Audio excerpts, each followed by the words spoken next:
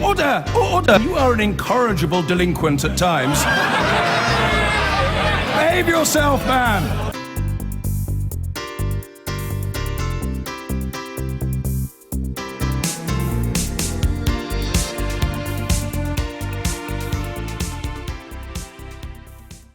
Now it's late. Diane James of UKIP late. But don't despair, because UKIP MEP Stephen Woolfe is still sitting up in his bed and says he's happier and brighter and smiling as ever, despite being in hospital.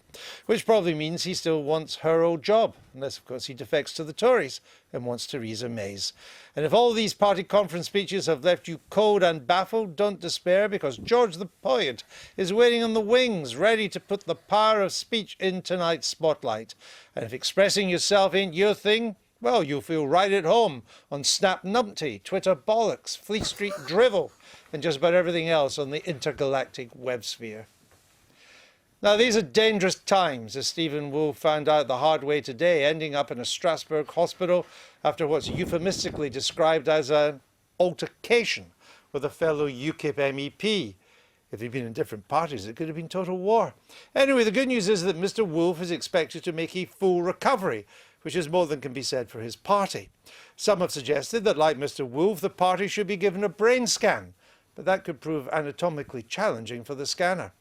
However, this Brexit business is causing friction well beyond UKIP. Battle ready, but party conference weary. The BBC's deputy political editor, John Pienaar the Brave, girded his loins to bring us some ripping yarns from the political battlefield. This is his roundup of the week.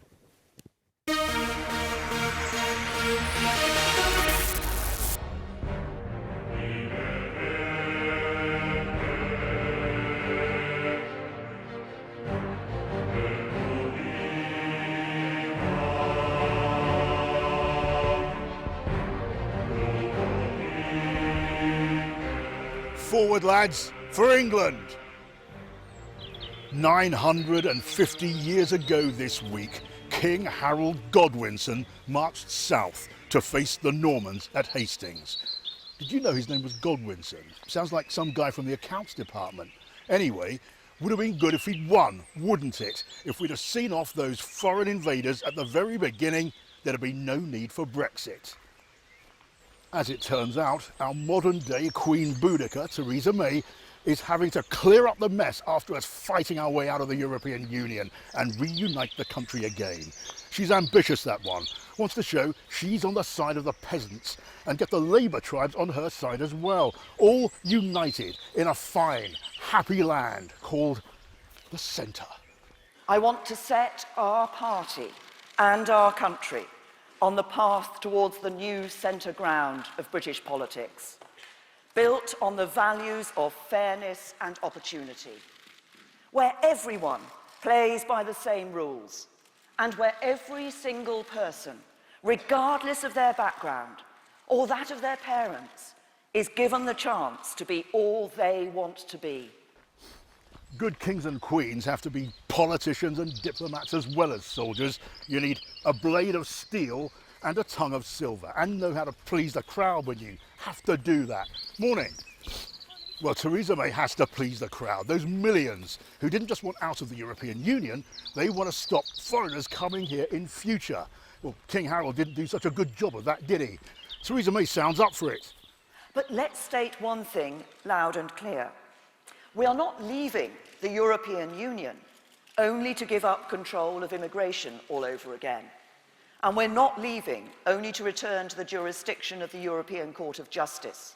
That's not going to happen. We are leaving to become once more a fully sovereign and independent country, and the deal is going to have to work for Britain. And that Britain, the Britain we build after Brexit, is going to be a global Britain. Ambitious, don't you think? Probably helps that the Labour tribes here at home are all over the place. It's an opportunity for Theresa May to try to do what every Tory leader since Thatcher the Ferocious has wanted to do, turn the red Labour hordes blue. Men, we'll set up camp here. The Labour Party is not just divided, but divisive, fighting among themselves, abusing their own MPs, threatening to end their careers, tolerating anti-Semitism and supporting voices of hate. You know what some people call them? The Nasty Party.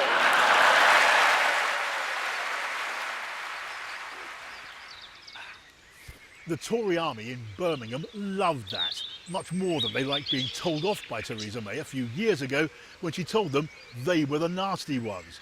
This time she was after everyone.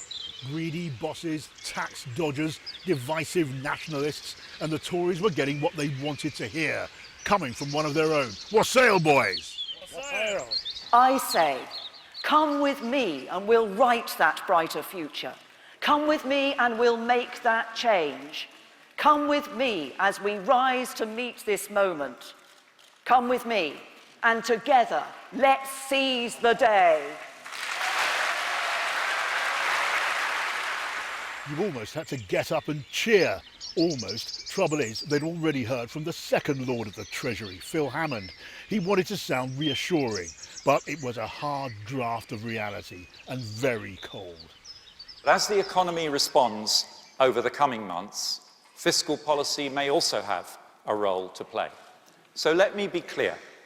Throughout the negotiating process, we are ready to take whatever steps are necessary to protect this economy from turbulence. And when the process is over, we are ready to provide support to British businesses as they adjust to life outside the EU. Because Brexit does mean Brexit, and we are going to make a success of it.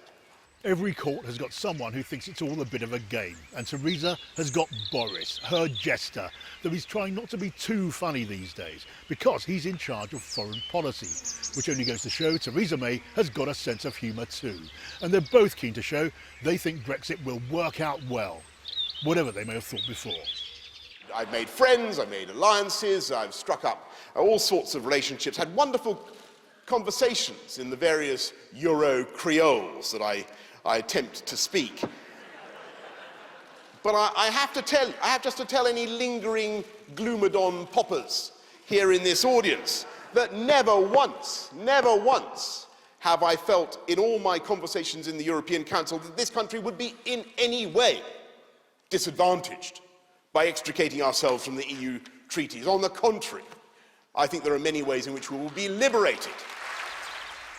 Boris is enjoying himself. He's resilient, got a skin like a wild boar. You need that in politics, in any party. Certainly a lot tougher than the Lady Diane James of UKIP, who lasted as leader for as long as it took to blink. Then she decided she didn't have the authority to lead the party. Re-enter Nigel Farage. Again. Yes, I keep trying to escape. I keep getting over the wall and running for the hills, and before I'm finally free, they drag me back. So, yes, I will continue as the interim leader until we complete this process. Well, Theresa May's certain to last longer than Diane James. She may even last longer than Nigel Farage, who'll be with us for, what, 40, 50 years? If she's going to get a good deal in Europe and keep her Tory tribe united and take over Labour's heartlands, she'll need luck and time and good sharp steel. Still, she may just pull it off. I'd bet my eye on it. Otter!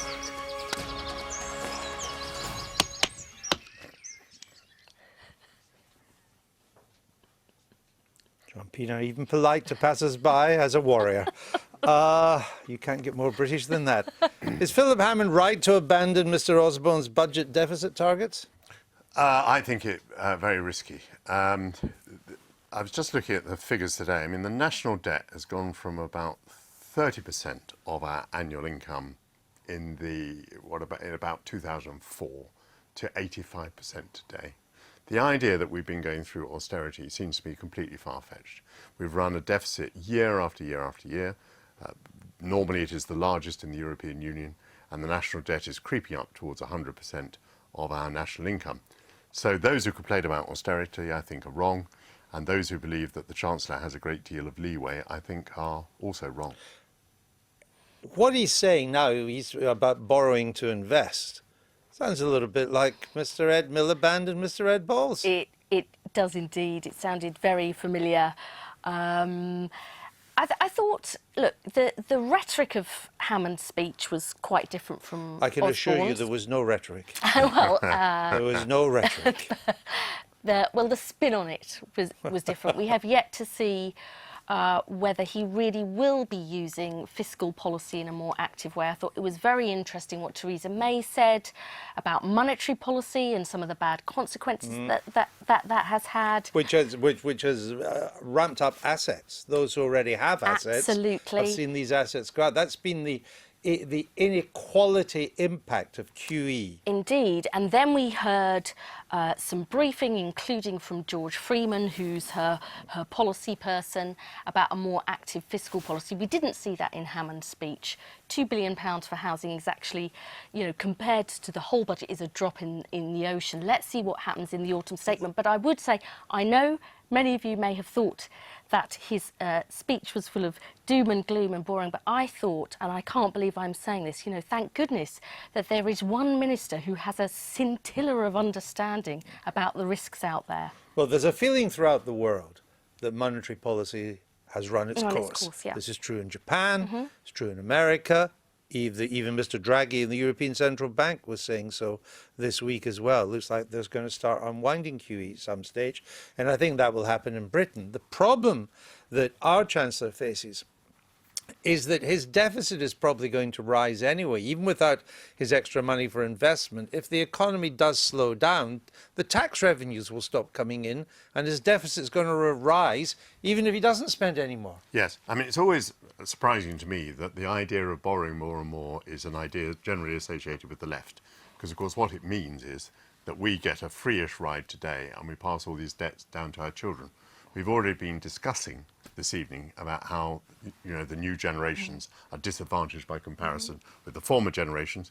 And the more we borrow, the more we're going to disadvantage the future generations. So it is, it is not a straightforward policy at all.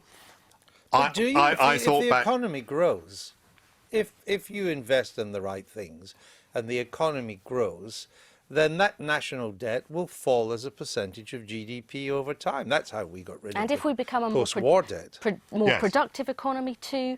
But, he also has, the big question is it possible in a world that's more connected than ever before, with China, with India, for us to have wealth that is shared by all? Can we be a high-skill, high-tech country? Can we spread the growth? Because actually, the only region that's seen its GDP per head go back to pre-crisis levels is London and the South East. Everywhere else is falling further behind. Yes, so and that's an experience that many countries have had. Back to Andrew's point of a moment ago, of course, if it could be taken for granted that spending money that you haven't got, spending money that you haven't earned, borrowing money, if it could be guaranteed that these things made the economy grow, then we'd all do it. But it's very debatable whether that is what happens. It may be argued that Keynesian policies worked in the 1930s. It could also be argued that a lot of other things were happening in the economy at the same time. But, the left takes it as absolutely takes it for granted that spending money we haven't earned will make the economy grow. It is a very doubtful proposition. Everything the government said in Birmingham implies that on the Brexit, we will no longer be a member of the single market. Yes. That's the logic of everything they say. Why won't they just admit it? Sorry, I thought they had. I thought that. No, they won't admit it. I thought Theresa May had come pretty. Well, she said we'll no longer be be covered by the European Court of Justice. That means you can't be a member. No, she said that we'd have to no more freedom of movement. I thought that was actually one of the great achievements of the conference, that matter has been settled. Immigration is the thing that matters most. We're not going to be a part of the single market, and that means... Immigration isn't the thing that matters most. Having a growing economy is what matters. It's what the public just voted for.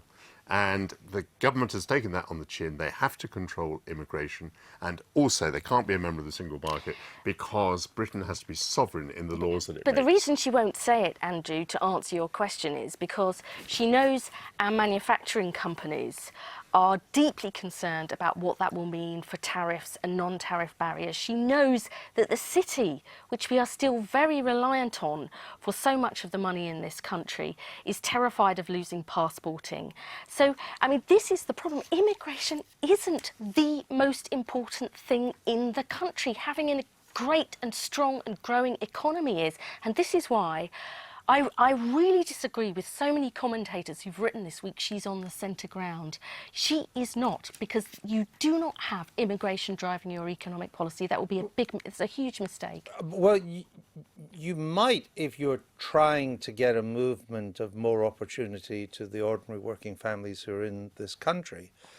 Amber Rudd, a member, I would say, of the Liberal metropolitan elite, has nevertheless come up with this idea that there should be a register. I made fun of it in the introduction, but that there should be a register of what percentage are immigrants in a company. As if it's a badge of shame. As if that is a badge But of Ed shame. Miliband suggested it in opposition. Well, that is wrong.